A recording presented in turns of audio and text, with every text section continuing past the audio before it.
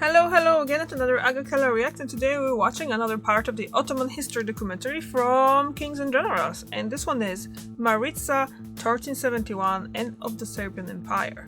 And you can find all of the information below in the description box. There's a link to the original video, to the channel of Kings of Generals, and to the Ottoman history and battles by Kings and Generals as well.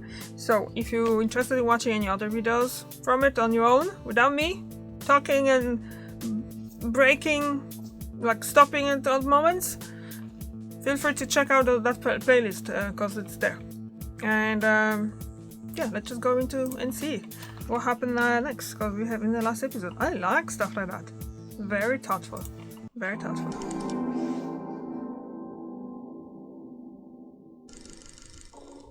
In the last episode of our series on the early history of the Ottoman Empire, we covered how the Ottomans, under the leadership of Osman and Orhan, expanded the territories and political institutions of the new state, and how both men took advantage of their declining neighbors to expand the apparatus of the Beylik. In this episode, we will explore the Ottomans' sudden and deep expansion into the Balkans during the aftermath of the latest Byzantine civil war, and how Europe responded to these swift land acquisitions by a rising Muslim power. Want to expand into Europe yourself, or maybe just take all of it? It's one of many ways to play in today's sponsor, Call of War. It's a free PvP strategy game in which your own World War II plays out in real time over the course of weeks, and you're tasked with managing your economy, technology, diplomacy, and of course, warfare. Make real allies and enemies with up to 100 other players, use loads of World War II units and secret weapons, and compose a grand strategy to conquer the world. It's a great game to dip in and out of since it happens over a long period, and you can adjust your empire anytime on PC or mobile. Get the game for free via our link in the description, and you'll get an exclusive gift, 13,000 gold and 1 month of premium subscription for free, but only for the next 30 days, so get in there now. By 1357, the Ottoman Beylik, under the military leadership of Orhan Ghazi's son, Suleiman Pasha, had managed to create a bridgehead into Europe with the territorial acquisition of the Gallipoli Peninsula. As Thrace was opened to Ottoman raiders and Ottoman families continued settling in the newly captured regions in Europe, the presumptive heir of the Beylik would also begin the peaceful annexation of Anatolian towns like Ankara and Bolu with the help of the local Ahis religious order, the same order that Osman had allied during the days with the Kayi tribe. However, the same year would also see the 12-year-old Shehzada Halil, Orhan's son, through his marriage to the Byzantine royal Theodora Cantacuzeni, being captured by Genoese pirates during a raid on Ottoman territory. 12-year-old? Pleading for the return of his son, the elderly and desperate Orhan went so far as to request the help of the newly established Byzantine emperor John V Palaiologos in the following negotiations with the pirates. In an act of classic Byzantine diplomacy, the emperor agreed to help the Ottoman leader retrieve back his son from the Genoese in return for declaring the half-Byzantine prince as heir to the Ottoman Beylik, paying half of the ransom requested by the pirates, revoking the Ottoman alliance with the Palaiologos-rivaled Kantakozenos family, cancelling all of Constantinople's debts to Bursa accumulated during the latest civil war, and lastly the cessation of all Ottoman raids into Byzantine territories. Orhan would reluctantly agree to John's terms, and all Ottoman conquests in Thrace were put on hold while the Byzantines negotiated with the Genoese. After 2 years of negotiations, Halil would be released and be first transported back to Constantinople, where the Ottoman Byzantine prince would wed the emperor's 10-year-old daughter before being shipped off to Ottoman territory. The whole crisis would highlight John V's answer to Ottoman aggression by planting the seeds for a Byzantine royal to inherit Ottoman territories and even potentially transforming the Beylik into a fellow Christian ally. I'm kind of wondering about that marriages and stuff like that. So, didn't they mention that she was sent out with him as well? He was sent to his father, obviously, but he was what? He was 12 years when he was captured, so 2 years later, so 14, and she was 10. So what? Like, they got married and that all, and then she had a husband there, and she's growing to be, you know, in her age, because they didn't I don't know, it's confusing. John V's plans for the Ottoman Empire would move further forward when Orhan's eldest son and assumed heir, Suleiman Pasha, unexpectedly died during a hunting expedition in 1359. Going into grief for his son and heir, the now physically ill Orhan Gazi would appoint his 33-year-old son, Shahzada Murad, to oversee the Ottoman armies stationed in Thrace, before secluding himself within the walls of the Ottoman palace in Bursa. However, like his brother before him, Murad would also ignore the established agreements between Constantinople and Bursa, and began planning for a future military campaign to seize the major Byzantine city of Adrianople. After 3 years of being inactive, Ottoman armies in Thrace would begin military operations in the region in a two-pronged invasion. The upcoming military campaign would be led by 3 Ottoman commanders, all appointed by Murad personally: Lala Shahin Pasha, Hachi Il-Bey, and Gazi Evrenos Bey, the latter 2 being former Crusade commanders. The Ottoman prince would first assign Evrenos Bey and his forces alongside the Thracian Aegean Sea coast to prevent Christian reinforcements from entering the region from the west, while he himself would take the bulk of the Ottoman army into Byzantine territory up north. During the beginning of 1360, the Ottoman military campaign would begin, which would see Murad swiftly capturing the towns of Lüleburgaz, Babeyski, and Kirklareli, reaching the Black Sea coast, thus territorially cutting off Constantinople from the rest of Europe. That following year, Evrenos Bey would capture the militarily strategic fortress town of Didymataiko after a short siege, while Murad was finalizing his preparations for the march towards Adrianople. As panic arose in Constantinople, caused by the sudden Ottoman invasion, John V would form a new joint Byzantine-Bulgarian force in the west to counterattack the Ottomans in Thrace. However, the coalition force would be dispersed by Murad during the subsequent Battle of Pinahisar and be pushed back behind the walls of Adrianople. Consolidating all of his forces in the region, Murad would begin his much-awaited siege on Adrianople during the summer of 1361, and before long, the local Byzantine governor of the city would flee the city, thus resulting in the local garrison surrendering to Ottoman forces.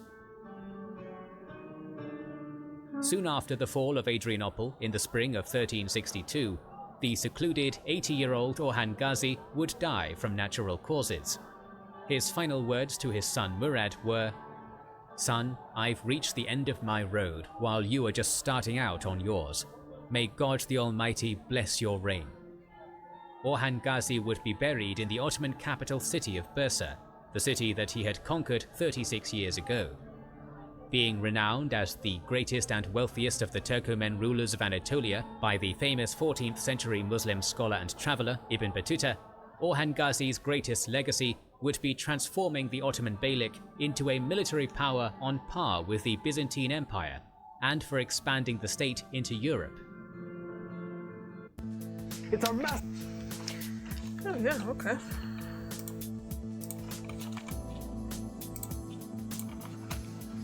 How long is this ad? Okay. So basically, I'm feeling like I skipped a lot, but I'm guessing that everything in his ruling years was, Orhan, in his ruling years was worth mentioning. Obviously, there were some times when there were some fights, but then there were some years that there was peace, I guess. They were like preparing for another excursions into the neighboring countries and for the for conquering reasons, isn't it? It's not like everything comes like that. Back then, actually now it needs a time as well, so yeah. So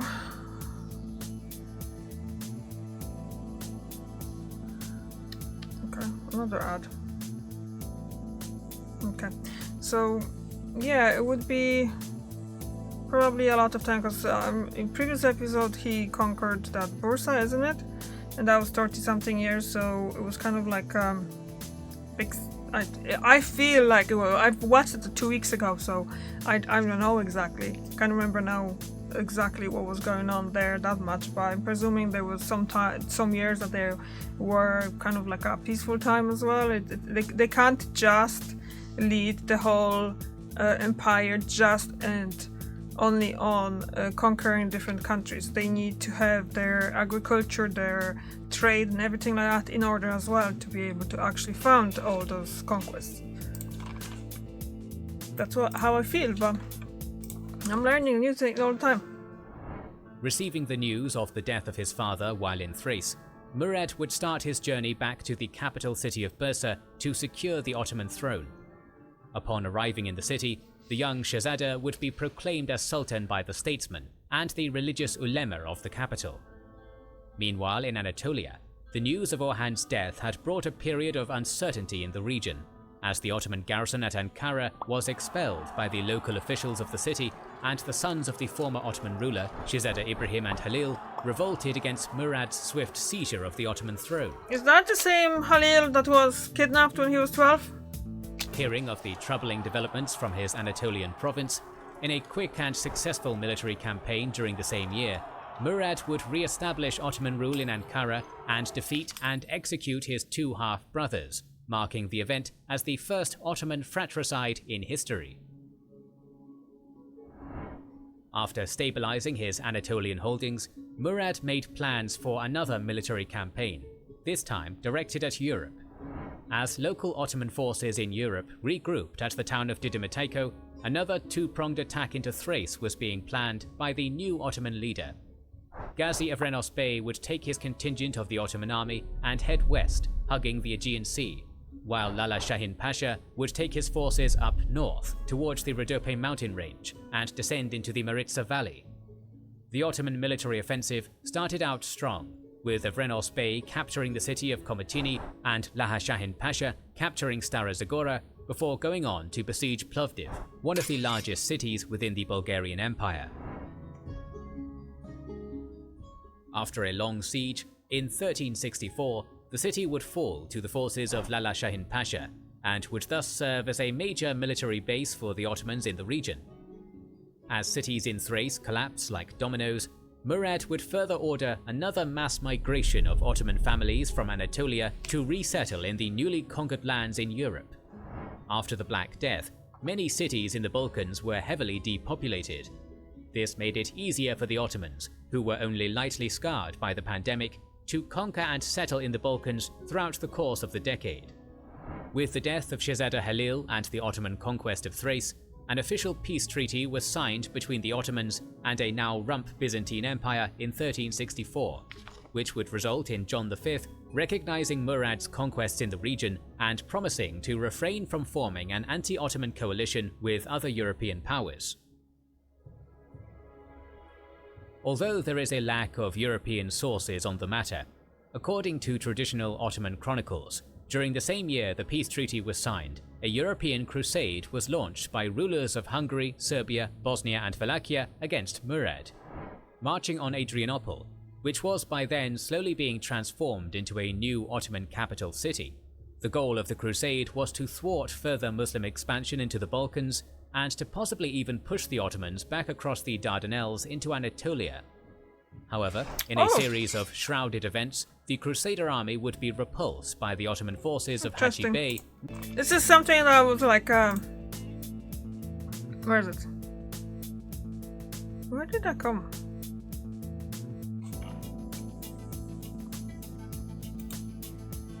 I'm gonna open it in the next thing, and basically we're gonna go back to watching this, but I keep bringing that up. Isn't it like similar thing that they were happening in Red of Thrones? Because Red of Thrones was heavily inspired by the actual history, not Red of Thrones, Game of Thrones, the books anyway. So every now and then I'm watching something on the history, and it's like this sounds a lot like something that happened in Game of Thrones. So like it's interesting. Near the walls of Adrianople during the Battle of Srpsunder, or Serbian Destruction, which would see a 10,000-strong Ottoman force defeating a far larger European host. The decisive Ottoman victory would help ensure a permanent Ottoman presence in the Balkans for another decade, and would also mark the first time the Ottomans would fight against an invading Crusader army in their history. As Ottoman victories against European powers mounted, another crusade was launched against Murad in 1366, this time under the leadership of the Count of Savoy, Amadeus IV. In a short military campaign between 1366 and 1367, Savoyard forces proved far more successful compared to their Balkan counterparts, having recaptured the Gallipoli Peninsula for the Byzantines before proceeding to raid the Bulgarian Black Sea coastline. With the Byzantine Emperor openly working with the Crusaders and travelling to Hungary and Rome for military support against the Ottomans, Murad would renew his war with both Constantinople and the Bulgarians. During the year 1368, the Bulgarian towns of Yambol, Burgas, Samakov and Sliven were quickly captured by Ottoman forces, and Byzantine lands were once again thoroughly raided. Seeing that European assistance was not forthcoming, John V would send his son, Manuel, to Adrianople, now renamed Edirne, How old was John V at that stage? Establish peace, which the desperate Byzantine emperor was thankfully granted. With peace once again re-established, Murad I could now focus on domestic issues, such as integrating his newly conquered territories into the Sultanate. Like with prior Muslim states, the Ottoman Sultanate followed a traditional policy of tolerance towards the peoples of the book, ergo Christians and Jews, who had the right to protection of their lives, properties and religions as long as they accepted Muslim rule and paid the special head tax called the jizya in lieu of performing military service. Although mass conversion was prohibited due to the Ottoman desire to retain the jizya as a major source of income, some sections of the Balkan nobility would convert to Islam during the reign of Murad I to gain the full benefits of Ottoman rule. Perhaps the most major domestic development to come out during the reign of Murad I would be the introduction of the Janissary military corps into the Ottoman military. After the conquests of the last decade, the Ottoman state and its Ghazi soldiers had acquired considerable plunder, including the acquisition of many Christian male prisoners of war. During the reign of Murad, the Ottoman state instituted a tax of 1/5 on all slaves taken in war, and it was from this pool of manpower that Murad first constructed the elite Janissary military corps. With the help of his Grand Vizier, Kandali Halil Pasha the Elder, the Sultan's first household troops were formed, thus creating the first standing elite military corps in Ottoman history. In the next few decades, the devshirme, also known as the blood tax, would be fully institutionalized within the Ottoman state, which would see the recruitment and training of young Christian peasant boys into various roles within the Central Ottoman administration and military.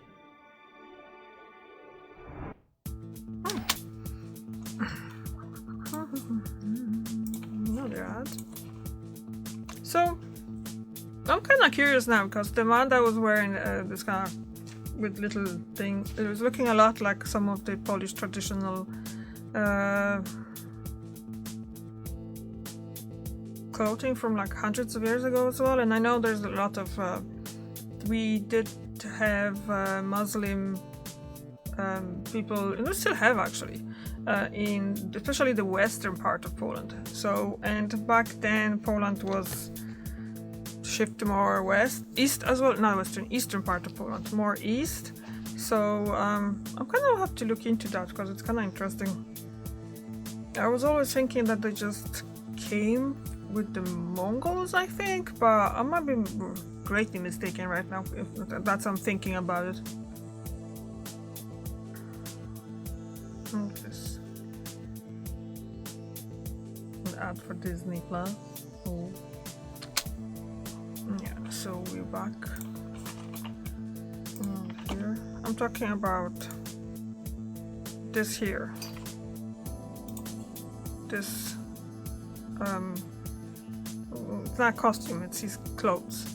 But there was a stay at the time in Polish history that Polish were in the Knights? I don't think they were called Knights. Sorry, I'm missing a lot of like proper English words for what I'm trying to say, because I learned history in school in Poland, so I had that in Polish. So yeah, so let's just go. Boys into various roles within the Central Ottoman administration and military.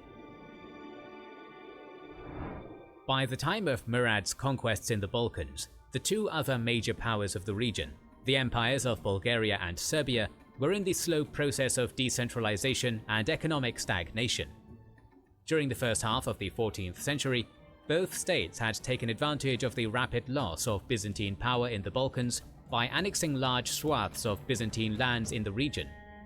While the Byzantine world was crumbling, Serbia, under Emperor Stefan Uroš IV, would reach its territorial, political, economic and cultural peak, thereby ushering in a mini-Serbian Golden Age. It was during this period the Serbian emperor would openly contest and undermine Byzantine authority in the region by proclaiming himself as the Emperor of the Serbs and Greeks, thereby declaring himself to be the true inheritor of the Roman legacy, in addition to propping up the Serbian Patriarchal Church as the head of Eastern Orthodoxy. However, in 1355, the benevolent and ambitious ruler of Serbia would suddenly die, leaving his newly constructed empire to his son Stefan Uroš V. Lacking the political and martial skills of his father, and often being indecisive in his ruling, Uroš V would be unable to keep the Serbian nobility under his control for most of his reign. By 1365, the most powerful of the Serbian nobles, Vukašin Munjevčević, had considerable influence over Uroš and was even given the lesser title of King of Serbia, and effectively ruled over the weak emperor.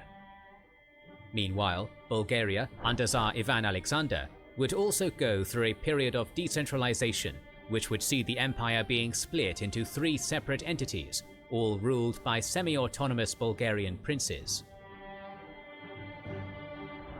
In the wake of uniting the realm under his rule and seeking to get revenge for the Battle of Srpsindr, King Vukašin Munjevčević, at the head of a 50,000-strong force, alongside much of the Serbian nobility, would invade the Ottoman Beylik during the late summer of 1371.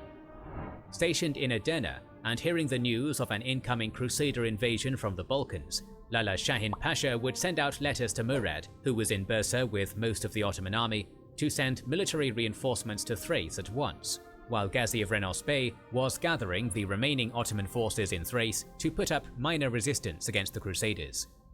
As the Crusader army reached near the outskirts of the Ottoman capital, the military decision to halt and encamp near the river Maritsa was taken by the Serbian nobility. According to Ottoman chronicles, the Crusader army had begun to feast at night, leaving their encampment unprotected. The Serbian nobility did not believe a major Ottoman army was in the region, since most of the Ottoman army had been recalled to Anatolia months before by Murad. With the element of surprise on his side, Gazi of Renos Bey and his 800-strong scouting retinue would ambush the Crusader camp in the middle of the night, alongside Lala Shahin Pasha's garrison forces from Edirne. Thousands of Serbians were killed in their tents, and many drowned in the nearby Maritsa as a large-scale panic engulfed the Serbian camp, caused by Evrenos's sudden night raid. Serbian King Vukašin Munjevčević and the bulk of the Serbian nobility would too be slaughtered in the pursuing mayhem, which would see the destruction of the Crusader army. Only by the time the sun was up the following morning, it became evident to Ottoman leaders that they had won a major victory.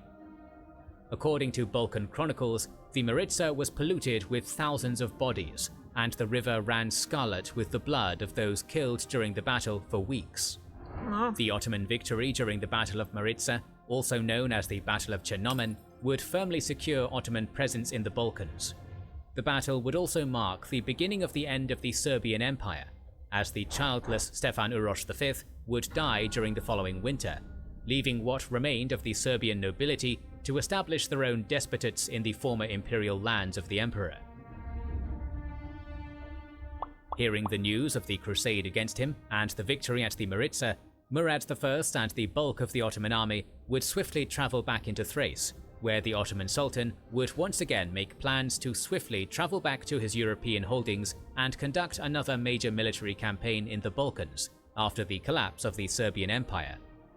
During the year 1372, Ottoman armies would begin the campaign by marching into Serbian-held Macedonia alongside the Aegean coast, conquering the cities of Xanthi, Kavala, Drama, Ceres, Kyustendil, and Veria. In addition to the conquests of many towns in Macedonia, the Serbian breakaway domains of Prilep and Velbajд both submitted and became vassals of Murad as Ottoman armies approached their gates. With the Ottoman victory at the Battle of Maritsa and Muslim armies now freely marching around the Balkans, The Bulgarian and Byzantine empires both made strides to reach a rapprochement with Murad to keep their realms intact. In 1373, John V Palaiologos became a tributary to Edirne in return for retaining the few Balkan holdings he still ruled, like the major coastal city of Thessalonica. Meanwhile, the newly appointed Tsar Ivan Shishman of Bulgaria would also negotiate with Murad to become a tributary to Edirne, in addition to also giving the hand of his sister, Kere Tamara, to the Ottoman Sultan. Within only 2 years after his victory at the Maritsa, Sultan Murad I, grandson to a lowly nomadic warlord who migrated to Anatolia, had become the overlord of both the Byzantine and Bulgarian empires, in addition to large swaths of the former Serbian Empire.